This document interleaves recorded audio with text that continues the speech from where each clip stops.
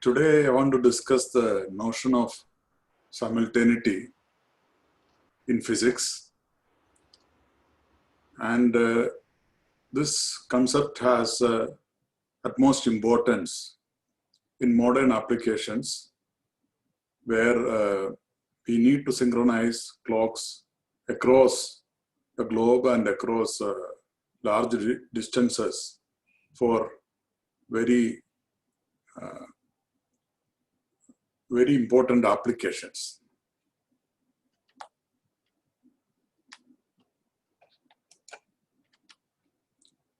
Now, I start with this common question. What time is it? It's a common and universal question. That this is a very difficult and subtle question for physics. In fact, the core theories of physics can collapse or pass when their answer to this single question tested for consistency. Now, we have had in the history of physics and astronomy situations where answer to a particularly very simple question turns out to be extremely difficult for experts. For example, we had the Ptolemaic model of the solar system, which lasted for hundreds of years, nearly more than 1,500 years. And when the heliocentric view came, it was not an obvious realization which was accepted by people. The reason is, it is very difficult to give empirical proof which will distinguish between these two models. Even today, if most of you are physicists and people who work in astronomy and so on, even today, if you wonder, suppose some child asks you, can you give me a proof that it is not Earth-centric solar system, but it's a heliocentric solar system? It's an extremely difficult question. It's even more difficult to answer questions about time. As we will progress, we will see why. So we will try to answer this question, but immediately we realize that we need a physical clock to answer this question. Without matter, this question cannot be answered. So this question is already meaningless when there is no matter anywhere. Not only matter we need, for that matter, we need to identify physical evolution of physical state. And then that has to be used as a physical clock to answer this question. In fact, this question is actually an elementary, what I call a synchronization call. By answering, we are synchronizing two spatially separated clocks with a messenger signal. Somebody asks you this question, what time is it? I need a physical clock at my location, local physical clock. And that information is transferred over a distance in space using some messenger signal. It could be light, it could be sound, it could be a particle. Whatever it is, it has to propagate by a distance. And then it becomes crucial. What are your assumptions about this propagation? So already it's a very difficult question. This also means that the issue of simultaneity, both clocks reading the same time, already you can guess that it can turn out to be a difficult question. We need to fix a precision with which the question needs to be answered. Is it good to seconds? Or we want to answer this question good to nanoseconds using atomic clock? The type of answer will be different for the two situations. At the level of human interactions and psychological time, which we are most used to, an approximate notion of synchronization of time is sufficient. We do have a approximate intuitive notion of time and simultaneity and so on. We don't feel any difficulty. We don't think about these issues on a daily basis. The crucial concept here is that of simultaneity. But as soon as we say simultaneity, we have to be more precise.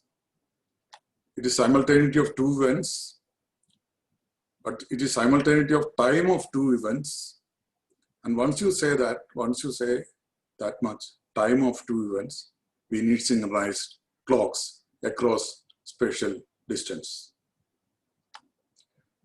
Now, I quote from Einstein's well-known popular book, Relativity is a Special and General Theory, where he tried to explain the importance of the notion of simultaneity. He says, lightning has struck at two places A and B, far distant from each other.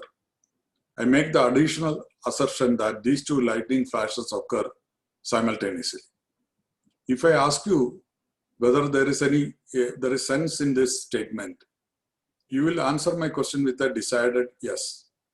But if I now approach you with the request to explain to me the sense of the statement more precisely, you find after some consideration that the answer to this question is not so easy as it appears at first sight. We think of various simultaneities at the time scale of years, days, hours, etc. in daily life. Clearly, none of our needs, even in the professional level, ever involved subtlety with which a physicist and a chrono engineer, engineers who deal with time, needed to deal with the problem. Even stock market and so on, where the time is felt at the human reflex scales, it is no big deal to synchronize clocks and proceed.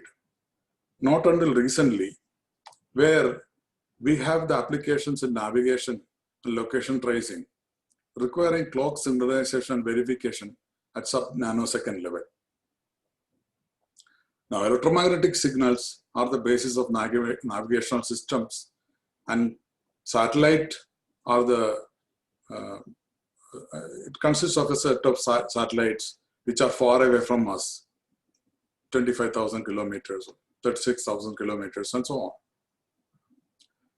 So then a precision of nanosecond is required to an uncertainty. If you look at a nanosecond of light travel, that corresponds to uncertainty of 30 centimeters. So when we want to do navigation more precisely, location more precisely, one can already see that the kind of precision needed in these clocks can be enormous. Further, the relativistic corrections, which I will talk to, are also at this level.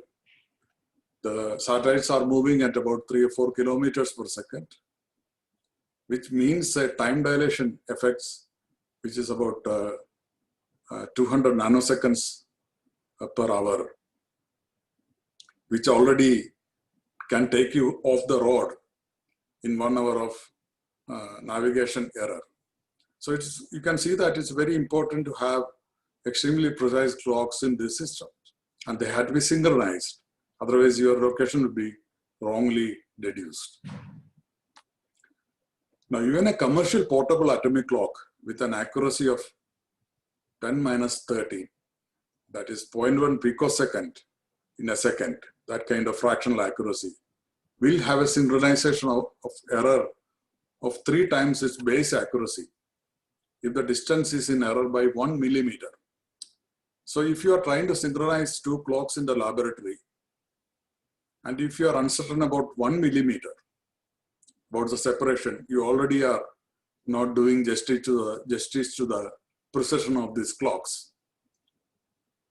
And these are not the best clocks. These are commercial clocks. Now we had a one-of-a-kind, very precise clock, which we used to use to define all our time applications till mid-20th century. That's the Earth, rotation of the Earth, where the second is defined as 1/86,400 of the mean solar day. And this clock is very precise. If you look at how much time the Earth clock loses, it's only about a millisecond per 100 years.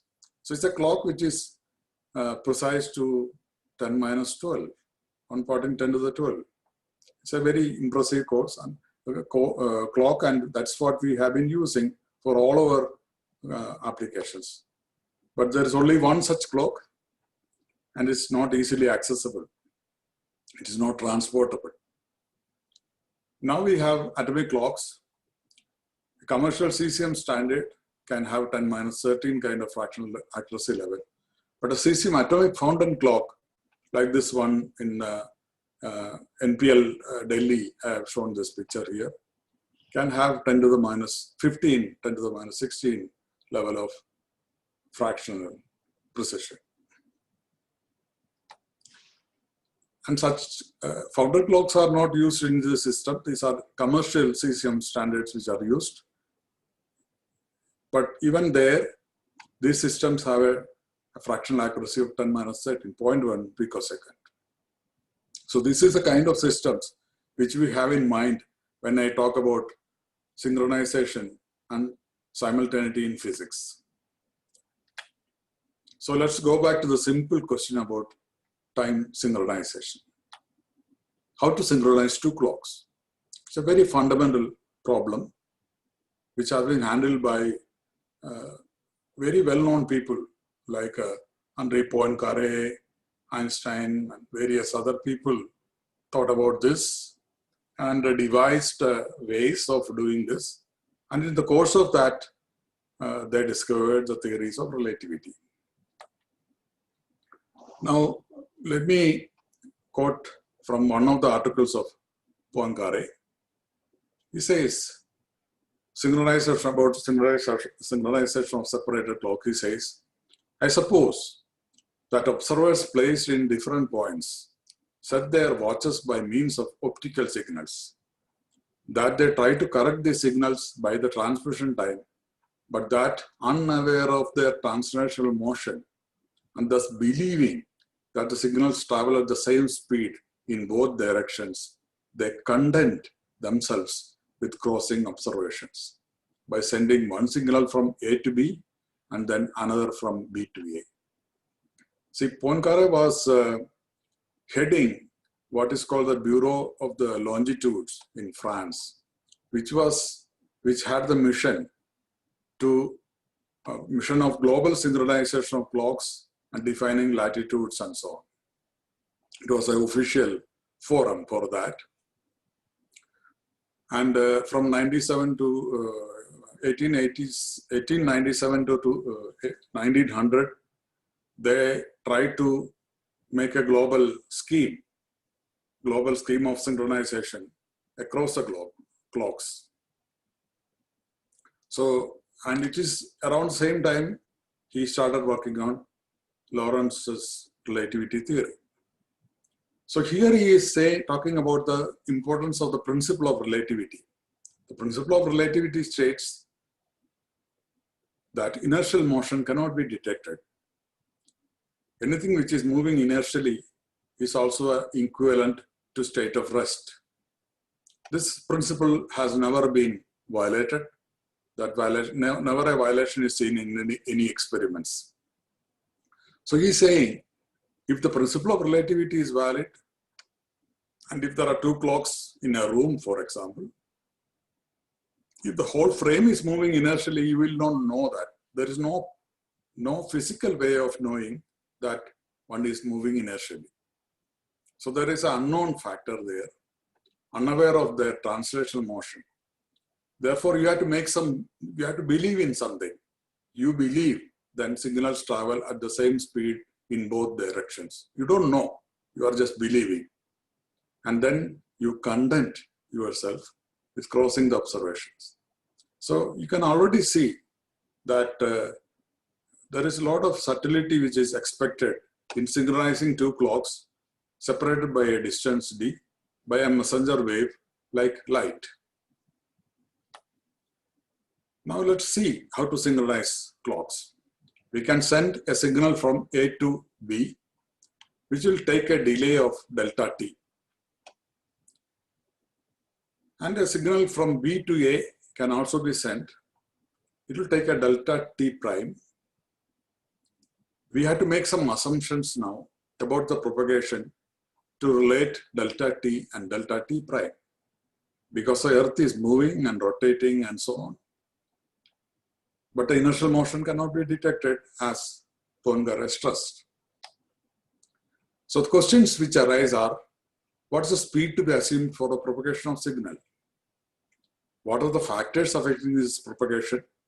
There are, of course, usual things which we can take care of. Can we send it an optical, send the signal in an optical fiber? What's the relative velocity of light in the optical fiber in a moving frame? This is not an easy question to answer. As you know, it was answered by Fresnel in the 19th century, and the first experiment was done by Fizeau and found that it is not a easy question to answer. And most importantly, how do we verify that the clocks are indeed synchronized? Because we are unaware of the translational motion. Many of these questions have been analyzed and dealt with in great detail in a book which I have recently finished called Gravity's Time. It was supposed to come out next January. I just mention it here. Now, there is another way of synchronizing clock. Instead of sending a signal, we can send a clock from A to B. That is, there is a clock which is transportable, which we can locally synchronize, because there is no difficulty when the clocks are in the same place. That we synchronize, then this clock can be transported to the other destination. This is not an easy thing to do, but this is a genuine physical way of synchronizing two clocks. This method of synchronizing has to be consistent with the method of synchronizing using light signals. Both should not give different answers. Now the question is, what happens to time in a clock that is moving? What speed should I use for the calculation of the changes in the rate of clock? Should I use the velocity with which it's transported from A to B? Or should I add the velocity of the Earth? Should I add the rotation velocity? Should I add the velocity relative to the universe? Should I add the velocity of the solar system? I don't know that. It depends on your theory. Then finally, how do we verify that the clocks are indeed synchronized? It is getting more complicated.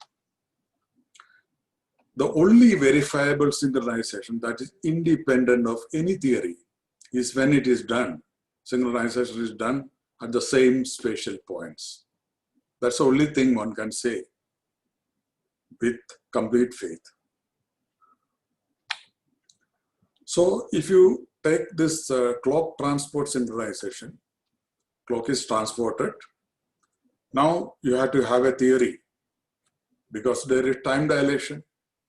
If this is a time t here, the t on the moving clock, when it goes at time, it moves for a duration t, is t multiplied by 1 minus v square by 2c square, approximately, assuming that these velocities are not very, very large. However, it could be, instead of this expression, it could have been another expression, v plus u, where the u is the velocity of the Earth, of the whole frame. We don't know whether that is the way physics works. Then the expression is completely different. Because of the principle of relativity, we don't know about u. We have no way of making a measurement of u, the velocity of the frame. Therefore, the expression for the transporter clock can be different. The question is to decide between these two expressions, because if it is a first expression, since we know the velocity inside the frame, we can correct for it and say the clocks are synchronized. But here there is an unknown velocity u. If this is the way nature works, then we cannot synchronize. The two clocks will have a synchronization gap, which is unknowable due to the principle of relativity, which is equivalent to this expression. B running behind A, but the belief is that they are synchronized. So we go ahead under a belief, but in reality, the B clock could be running behind A clock.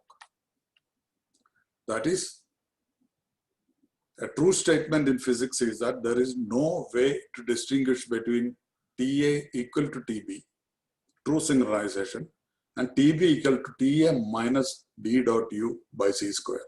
There is no way to distinguish between these two by any method.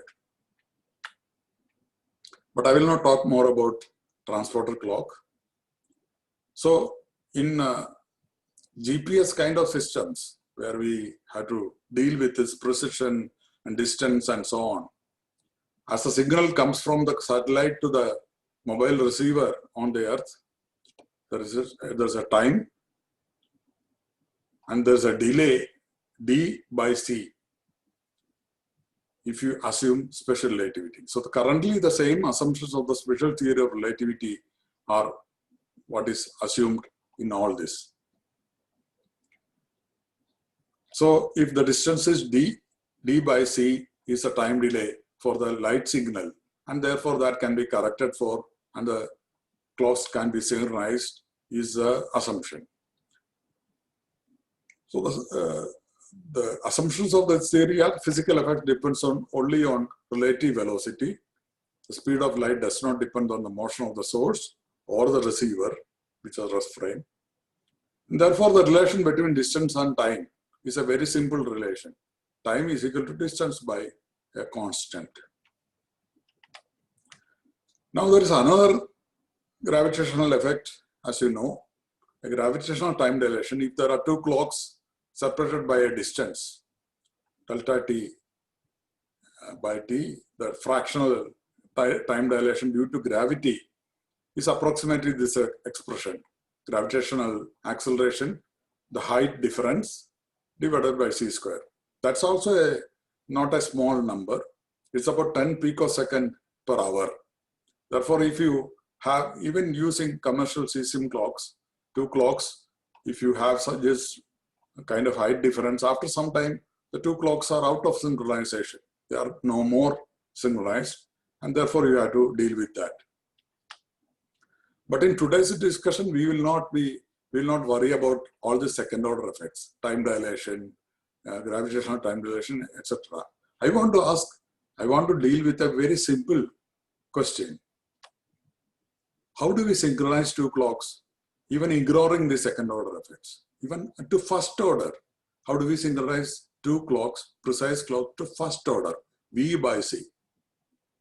That should be a simpler question because all these relativistic corrections are not even involved.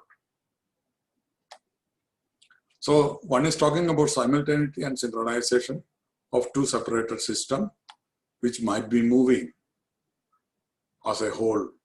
They are at relative rest, but the whole frame could be moving. And then we know that there is what is called Poincare-Einstein synchronization, which came from the thoughts of many people in the early 20th century. What you do is, you have a clock to which another clock has to be synchronized. So you send a light signal at some time, proportionally zero. So you send a signal from here to there. When the signal arrives here, you set this clock to zero. Okay. Now the distance, of course, cannot be known to very precisely. So distance is not important here. You send a signal. When the signal arrives, a pulse of light, you set this clock to zero. Then you send the same signal reflected back immediately at that zero, back here. So total time taken for the signal to go and come back is t. Now you make the crucial assumption that signal velocity is a constant c both ways. It is c up and c down. Then of course you can make the assumption that it took t by 2 duration for each way. Therefore, all you have to do is to set the clock to t by 2. If you set this clock to t by 2, then both clocks are automatically synchronized. This is t by 2 and this is t by 2. By the time the signal reaches here, this has progressed by t by 2. This is set to t by 2, so they are synchronized. It's a very easy way of synchronizing clock if this assumption is correct. So the light signal goes and comes back. Both takes equal time. Right at the middle, you set this clock and the other clock will be automatically at the same time if this assumption is correct. This is called Einstein synchronization. This is actually not Poincare synchronization, but this is sometimes called Poincare-Einstein synchronization. However, if the relative velocity of light is not a constant, then this assumption of synchronization is false. I'm talking about only first order effects. Now, the Poincare synchronization. You send a signal, but now the frame which is moving at velocity v has to be taken care of. For example, suppose the velocity of light in one way is c minus v, like sound and so on, c minus v. Depends on the frame, velocity of the frame. And coming back, it is c plus v, right? Then light goes at c minus v, comes back at c plus v. Therefore, instead of the equal times, while going it is slower, while coming back it is faster. Now, very interesting thing is the total time is still t by 2, total time is t, because you see, one way it is t plus vt by c, or you immediately see that there is a extra time which is v, the distance divided by c square, which is essentially you can get it by distance divided by c minus v, which is approximated as this quantity. But then the other way, it is t minus. So the two added together, you get 2d by c. If you add these two things together, you again get exactly as if light has gone at the same velocity both ways. But in reality, light went at the velocity c minus v and came back at the velocity c plus v. But since we are talking about the first order effect, this minus v and plus v effects cancel. So total time is still t, but the halfway time is not t by 2. It is t by 2 plus a small quantity dv by c square. So if this is what is nature really is, the two clocks are not truly synchronized. One is t by 2, the other is t by 2 plus a quantity which is proportional to the velocity of the frame. This is what Poincare was talking about. For example, between UK National Physical Laboratory and Delhi National Physical Laboratory, which keep our national time, the error could be at least 2.2 microseconds, which is a full lifetime of muon. So it can be a big error. That is why Poincare said, I suppose that observers placed in different points set their watches by means of optical signals. That they try to correct these signals by transmission time. But being unaware of their translational motion and just believing that signals travel at the same speed in both directions, they content themselves. That's all you can do. You can be contented that this is the way things might be. But the things could be different.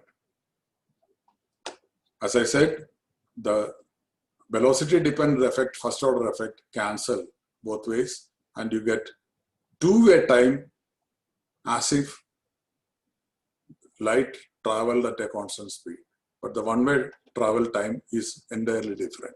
So that is the power of principle of relativity. Because of principle of relativity, which is experimentally verified, this is a situation we can never verify this. So summarizing, it could be that the delays are equal, as in special relativity, d by c, or it could be that delays are not equal. Delay A to B is d by c minus v, which is approximately, this is expression, and delta t from B to A, sorry, it should be B to A, should be with a minus sign. Now, delta TAB minus delta TBA, the difference is 2 dV by c square, and that is unknowable. We don't know that. But the total time we can measure, because the pulse started at this clock and came back to this clock. It's a two-way transmission. Therefore, that is measurable, but that is always 2d by c. This is hidden. We will never be able to see that. So again, there is no way to distinguish between TA equal to TB, that is synchronized, and TB is running ahead of TA by some amount like this. There is no way experimentally to distinguish between these two. And the reason is principle of relativity, which is common to all relativity theories. For example, if we have two clocks, as in our laboratory in the D block and my office in A block, few tens of meters, the one-way time, the signal to go from A block to D block will be different from signal to come from D block to A block, from D block to A block. And what's the kind of difference one would expect? It depends on the Earth's velocity, what you assume for that and so on. But it is at least 0.4 picoseconds, which is already too much of an asynchronicity for atomic clocks, because atomic clocks are better than this. So even for such short distances, it's a problem. This is why Michelson, who was very worried about the velocity of light in moving frames, he published a paper in 1925. And it's a very interesting paper. Most of you will not be familiar with this work, but it's a very important work. It says the effect of the Earth's rotation on the velocity of the Earth, or velocity of light. And he says theory of the effect of the rotation of the Earth on the velocity of light as derived on the hypothesis of a fixed ether. So this is a theory paper in which he calculates what's the velocity of, what's the effect of rotation of the Earth if you send a light signal, for example, around the Earth and get back to the same initial starting point. Then you are looking at a total round trip, and then you measure the time difference with only one clock now, and you want to measure the velocity of propagation of light. That's what Michelson wanted to do. And he did the experiment. It's a heroic experiment, because he had to use an interferometer which is kilometer sized, evacuated in 1925. This is a paper of the result, Michelson and Gale. It says, very interesting, it says the observed displacement of the fringes was found to be 0.23. So a fringe shift was indeed found, agreeing with the computed value, which was in the earlier paper, 236, within the limits of the experimental error. So he indeed found a effect of the velocity, effect of the rotation of the Earth on the velocity of light. And then there's an important sentence here: the beam traversing the rectangle in the interferometer in a counterclockwise direction was retarded.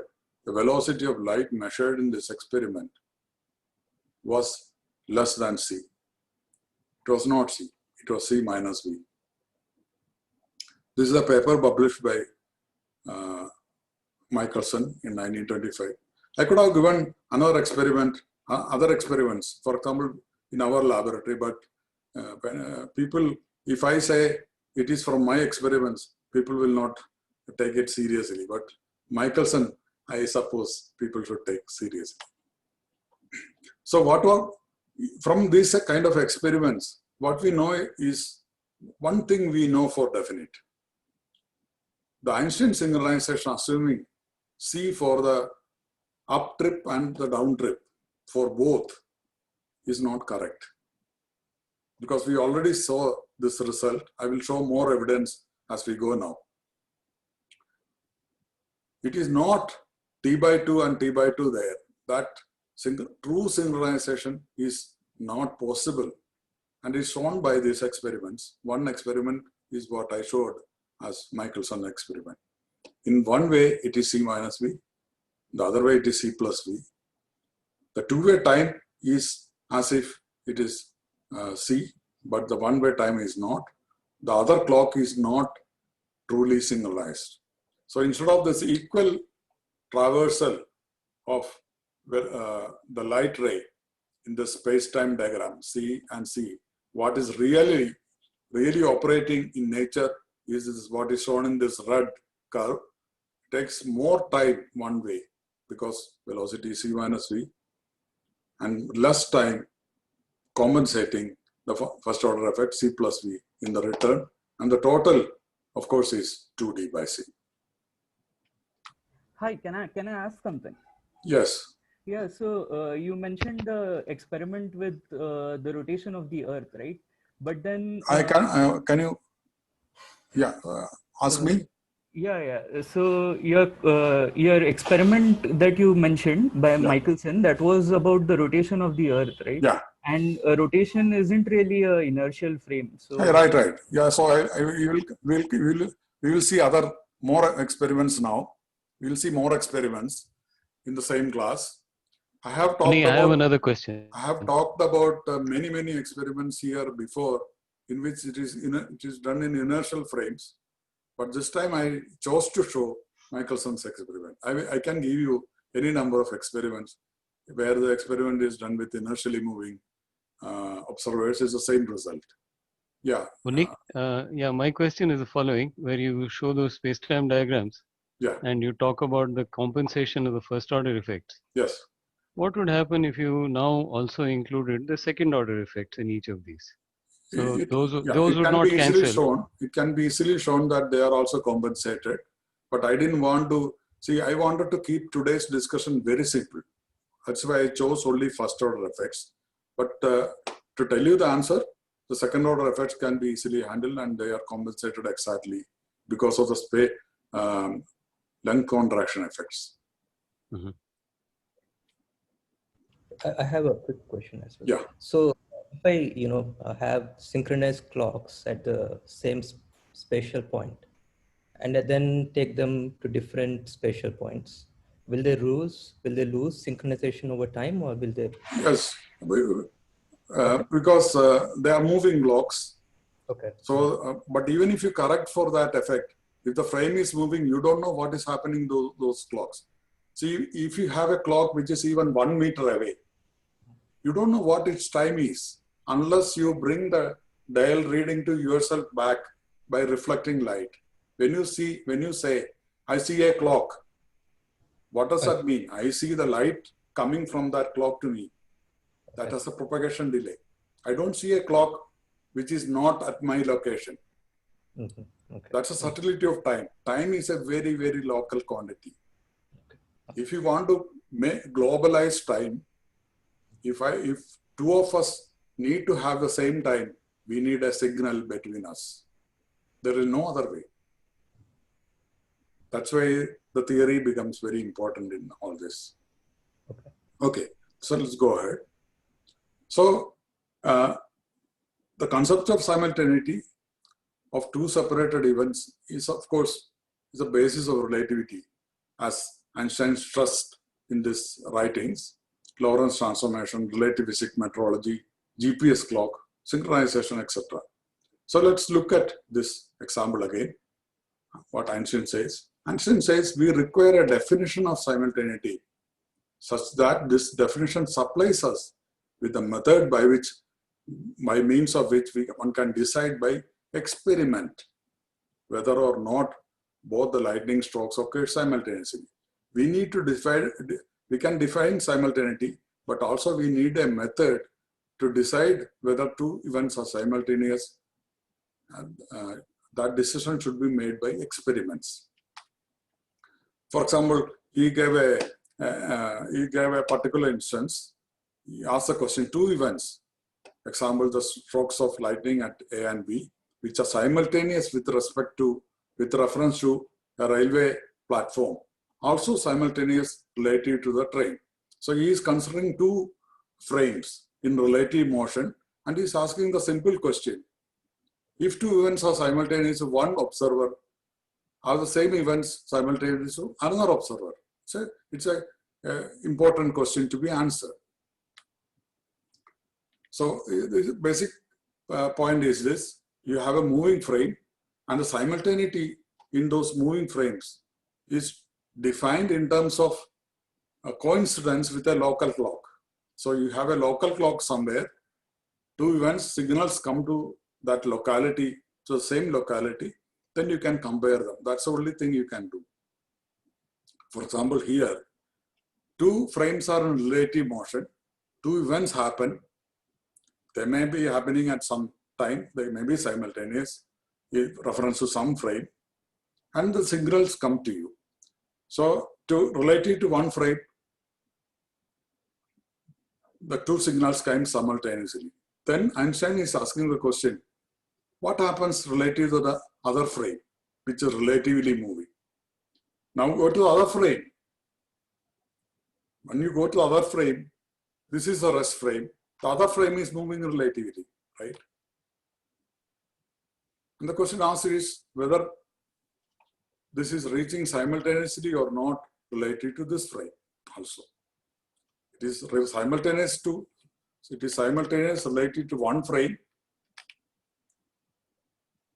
Is it simultaneous with respect to the other frame also? That's the question we want to answer under the assumption that the velocity of relative velocity of light is a constant. So let's examine this situation and try to answer the simple question to first order. You have two frames, O and O prime, A and B, and the O and O prime observers are right at the midpoints of this frames. That is known. They are in relative motion. Now let's just analyze. Let's take the frame O. In the frame O, the frame O prime is moving. The frame is O prime is relatively moving from the frame of O. And the two events happen and the light signals come to it. And let's assume that they come simultaneously. Okay, let's assume that they come simultaneously for O observer. Now we can ask the question, what happens to the other frame, O prime? Now in the other frame, O prime, O is moving. But that we don't care. We don't worry about who is moving where when we look at our experience, right? If I'm in O prime frame, all it matters is the velocity of light relative to me, constant from both sides. And the assumption of special relativity is that it is. The relative velocity of light is a constant irrespective of the motion of the frame. Whatever frame you choose as rest frame, in that frame, velocity of light is a constant. So there is no difference between the O frame and the O prime frame as far as special relativity is concerned. They are in relative motion. The relative separation is changing. If I choose O prime frame and saw these two things simultaneously, the same thing should be seen in the O frame also, which you can see here.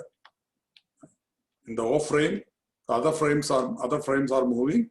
The light signals come at velocity c and c from both events, so they are simultaneous. And in the other situation, if you take O prime frame as the rest frame, the velocity of light is the same constant c from both events in O prime frame as well. So therefore, the events reach simultaneously. So we have the answer, but there is a difficulty which we face when we have this answer. What is the difficulty? When this observer O, observe these two flashes simultaneously here, he knows that the other frame is moving relative to him. So O would conclude what should O prime should see. See, O can conclude, O can analyze from common sense what should be seen by O prime. Since O prime has moved out from this midpoint, he should not have seen these two signals simultaneously. So there is a conflict between the conclusion and the common sense here. If we assume that velocity of light is an invariant constant, the conclusion is that what is simultaneous here is also simultaneous here. But one has to contend with this conflict that this look like a strange situation, that if it is simultaneous here, one would have thought that this is not simultaneous here. But once a velocity or relative velocity of light is assumed as a constant from both directions, for both observers, there is no difference between these two observers. Whoever you take as a rest frame, it sees simultaneously. However, so the conclusion is that the relative velocity of light is independent of the velocity of the source and the observer.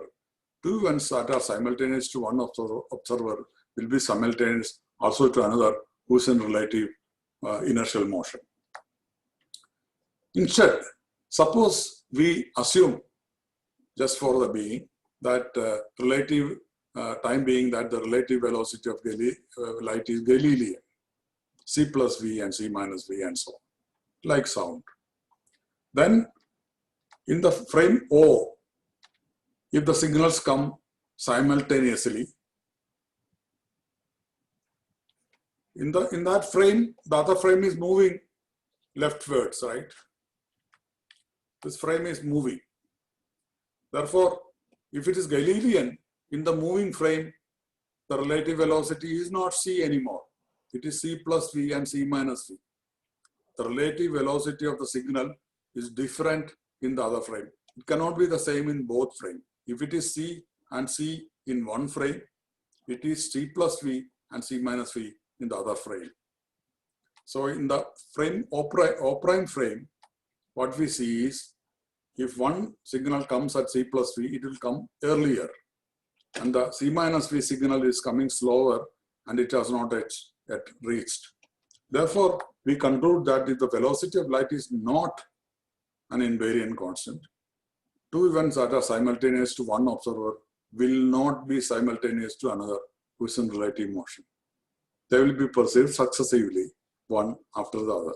So this is very, very straightforward conclusion to the question asked by Einstein, right? It is very clear. If it is Galilean, if the velocity is assumed to be Galilean, if it is simultaneous to one, it is not simultaneous to another. On the other hand, if the velocity of light is universal constant, invariant constant for every inertial observer, the experience also is universal. It will be simultaneous to all observers, provided this midpoint restriction is obeyed.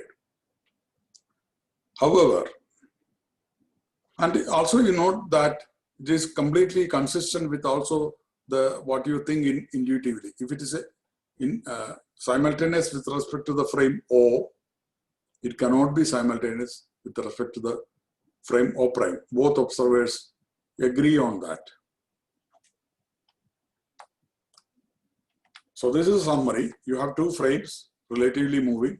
In O frame, in the frame O, we assume that they are coming at equal velocity and therefore they are simultaneous. Now, in one assumption, if the relative velocity of light is an invariant constant, this is what we see in the frame O prime, same simultaneity. Whereas if it is Galilean, we see non-simultaneous signals. So this is a difference between the two situations. Galilean, non-simultaneous, Einsteinian, universal simultaneity. This we can check, anybody can check till they are satisfied that this is a conclusion. However,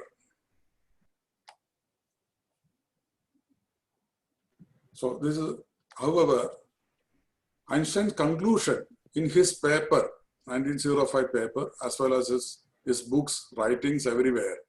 He says the following: observers who take the railway train as a reference body must therefore come to the conclusion that the lightning flash B took place earlier than lightning flash A. We thus arrive at the important result. Events which are simultaneous with reference to the embankment, one frame, are not simultaneous with respect to the train, and vice versa. He made exactly the wrong conclusion, after assuming that the velocity of light is a universal constant. What he did was he inadvertently used Galilean light to arrive at this conclusion for whatever reason. Relativity of simultaneity is inconsistent with the invariant relative velocity of light. You can check this argument. So thus, there's a fatal error in the formulation of special relativity that renders the theory inconsistent at V by C order, first order. And this was made by Einstein. Anybody can read his writings and verify this, that this error is there, the first right at the first order. We are not talking about second order. The second order effects agree in all theories of relativity, whether it is either theory or special relativity or using universe as a special frame and so on. But it is a first order result which makes the difference. It is not just a paradox, it's a catastrophe. It is not a paradox, but a catastrophe, because this makes the whole theory inconsistent. It makes the whole Lorentz transformation inconsistent. You can go back and check whatever number of time. And this is what Michelson saw in his experiment. This is exactly what he saw in his experiment. So for people who are technically oriented, people who are who want some of this, see these results mathematically, I want to spend 5 minutes on mathematics of it. Yeah. There is a question from Professor please. Majumdar and Anish. Unni, Yeah. so in special theory, they are talking about something called the length contraction. See, here I am talking about the first order effects itself. First order effects cannot be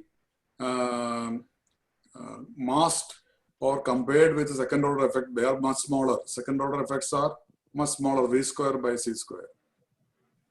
I'm talking about big effects, first order effects, V by C. Okay, but okay, if you include that. That's what I'm saying. You cannot, a first order effect cannot be compared with the second order effects, right? If the velocity is small, for example, if the velocity is 1 meter per second, the first order effect is 10 minus 8, second order effect is 10 minus 16. Okay, Completely negligible. Okay, I have to see that. Okay, okay, thanks. Unni, Amol here, may I make a comment? Yeah. Yeah. See, the example, the pictures that you gave earlier don't exactly correspond to the example of having two lightnings, because in your pictures, when the prime frame moves, the A prime and B prime also move with the frame. What is that? So I think it's not exactly the same as lightning, because when you say lightning, it is not two lightnings happening at equal distances. I didn't understand. Equal. When you say lightning strikes, that's like this frame number 1, the first picture. Yes. When your frames move respect to each other, Yeah. okay, your points A and B move with the O, which means that if lightning is striking on a train, it should be in the frame of reference of the train. Well, but the velocity of light does not depend on the velocity of the source. That's a crucial point. If you miss that, everything the is. The question here is, what is an event? So here, for example, if A and B in Amol, you are completely incorrect about it. The velocity of the light does not depend on the velocity of the source.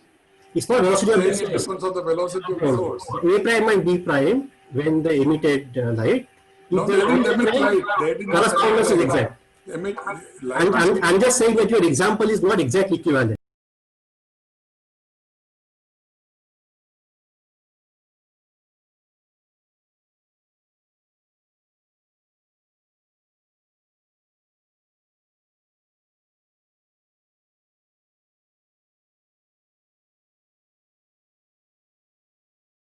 Okay, you may have extra arguments to correct it, but these two are not the same as striking of light. We can discuss this. Sure. Let me go. Sure. We can come back to it after this. I finish this. Yeah, sure. Because I will show you. So what seems to be clear in all this, including the Michelson kind of experiment, is that, and this particular catastrophe which I talked about, that first order term is not consistent with physics. If that is the case, then the only possibility is to discard Lorentz transformation and go with Galilean transformation, which is very simple. X prime is equal to x minus vt and t prime is equal to t. These are the coordinates in Galilean transformations. Let me look at this transformation very carefully in this universe. The universe has a metric which is ds square equal to minus c square dt square, and it's a time, the special the metric is time dependent. As you know, this is Robertson-Walker metric, but I'm writing only the t and x coordinate.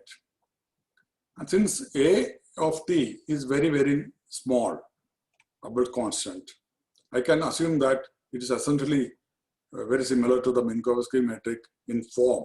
But one should remember that it's a whole universe, and therefore it's an absolute frame. It's not an empty space. Now let's move in this universe and do a Galilean transformation. When you do a Galilean transformation, I get this. I just substitute this coordinate transformation. This is what I get. I can calculate the metric of this transformation. And what I get is something miraculous. I get a metric after a Galilean transformation, which looks like this. And you see, the miracle in this Galilean transformation is already there is a time dilation factor, Lorentz factor, 1 minus v square by c square. And also there is an anisotropy factor, which is seen experimentally in the universe in the dipole anisotropy. So the Galilean transformation, when you do, even though you don't have that first order term in Lorentz transformation, x dot v by c square, that time is not there. But all the other terms which concerns physics, the Lorentz factor, everything is there in simple Galilean transformation, because it is not just a coordinate transformation. You also have to look at the metric. The metric changes. This is what you get. So what is interesting here is, there's an interesting sequence of things which I want to show. This is a Galilean transformation. This is not Lorentz transformation. This is Galilean transformation of a frame A and B. There are two clocks at relative rest, but the frame itself is moving like the Earth or the solar system or something at the velocity v. I'm doing a Galilean transformation. I get this metric, this line element. Now you think of this, instead of going straight in inertial motion, it is going in a curved path like this. It is going in that kind of a path. There is no difference. The distance is same, the velocity, angular velocity is same, and therefore I write the same metric for this. Now I can think of looping around this particular A, B segment into a circle. When A and B come nearby and they become the same point, then these two clocks also come nearby, they become the same clock. Now, what is interesting is that this rotation is exactly same as the linear velocity. Mathematically they are, and physically they are, because all I have to do is to take this Galilean transformation and write V as r omega, because this is a radius and the velocity, the local velocity V is just r omega. And if I substitute that, I get a metric. This is same Galilean metric, though no difference. All I have done is V is substituted by r omega. It's the same Galilean metric. But this is called Langevin metric, just a Galilean metric. And this is a metric Langevin used to explain the Michelson kind of experiments, saying that it's a rotating frame. But it's exactly same. It doesn't matter whether you move linearly with velocity v or circular with velocity r omega, it's exactly the same Galilean metric. There is no Lorentz transformation at all. And the physics agrees. The experiment agrees with this Galilean particular metric. That's the most important thing. Physics experimentally agrees with this Galilean metric. So both Joe Sarnak and Albert Michelson, what they did experiments, it's a Galilean result which is seen for the velocity of light around the Earth or around the rotating frame and so on. I want to give one more example which is very interesting. Look at a body like Earth and look at the gravity outside its surface, right? Outside the Earth. Now, consider an observer who is freely falling towards the center of the Earth from infinity. What is the Galilean velocity of free fall? It is just square root of 2 gm by r. That's a Keplerian Newtonian calculation, right? It is 2 gm by r. When the observer falls for some distance or reaches this point r, his velocity is this. So I do this, I take the same Galilean metric, and substitute that v, 2 gm by r square root. I get a new metric. It's just a substitution. It's Galilean metric. Here there is no relativity, Einsteinian relativity at all. This is Galilean metric done in the universal frame, absolute frame. This is a well-known metric. It is called Ponleve metric. What is most interesting is about this metric is this is same as the Schwarzschild metric. This is same as the Schwarzschild metric. This is Galilean metric because if you take, and you notice that this metric doesn't have any singularity, right? Written in this way, it doesn't have any singularity. There is no denominator term which diverges.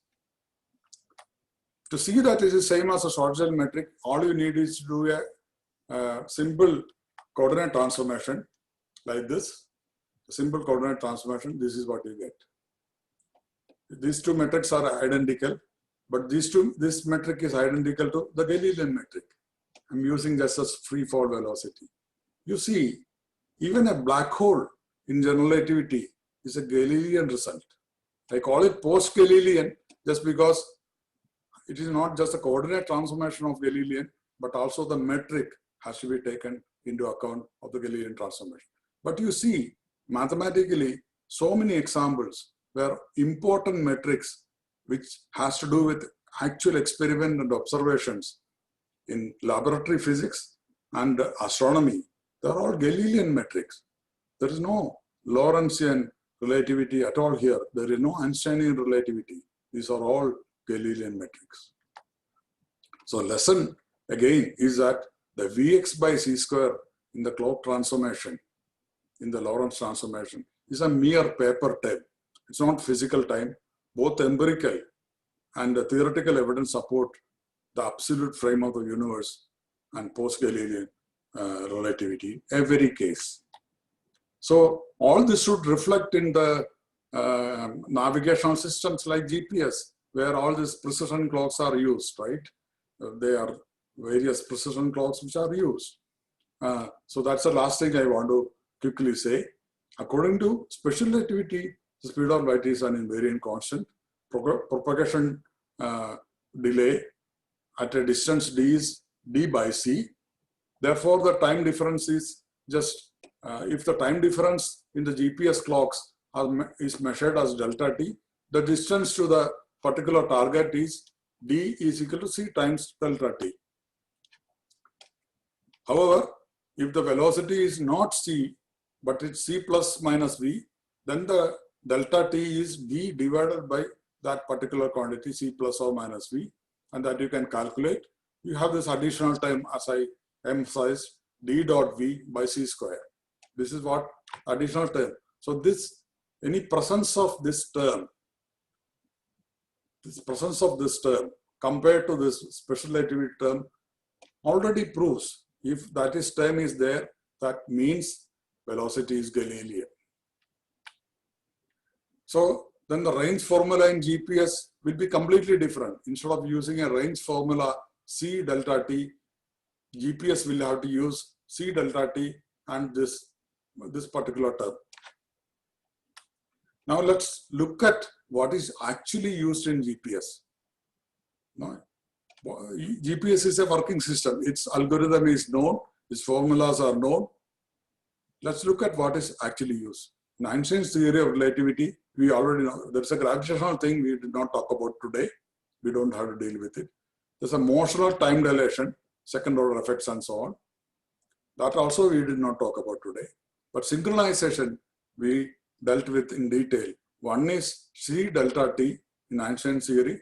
In absolute frame, Galilean theory is C delta T minus this term, ds dot V by C. Now, what are the formula which is actually used in GPS, GLONASS, NAVIC, and various such systems?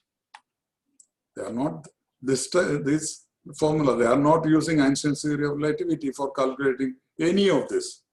They use the formula shown on the right side here, which is coming from absolute frame Galilean light theory.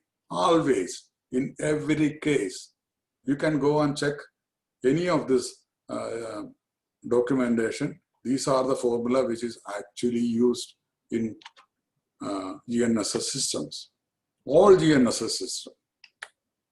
So hence GPS in your light mobile phone is your pocket proof and everyday reminder that you are carrying the burden of a grossly incorrect theory, and you should think about it. So I come back to our first question. What time is it?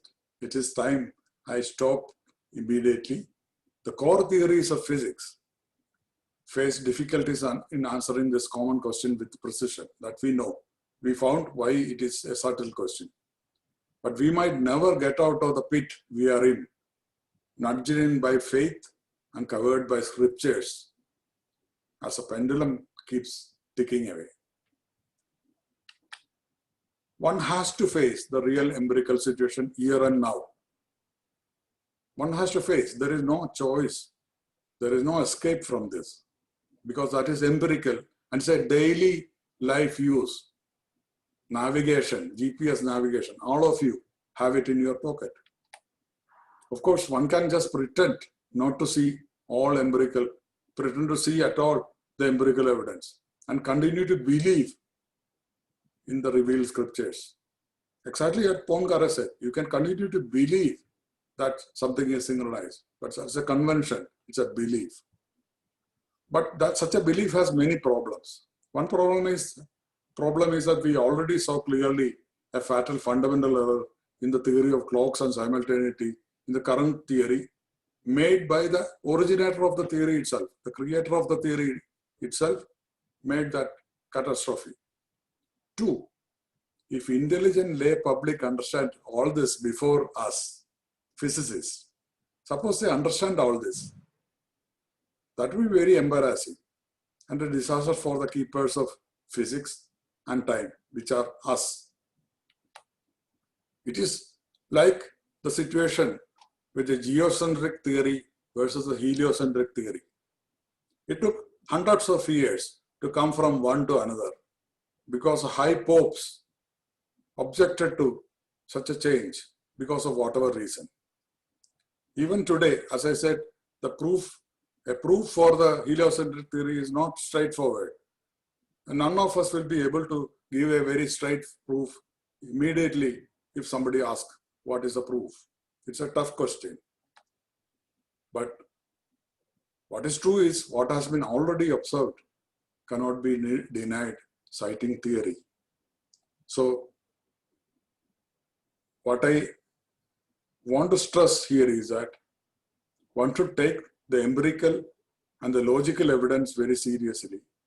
There is no need to cling on to scriptures if empirical evidence shows that an absolute frame theory with the universe as a preferred frame and Galilean propagation of light is the correct one.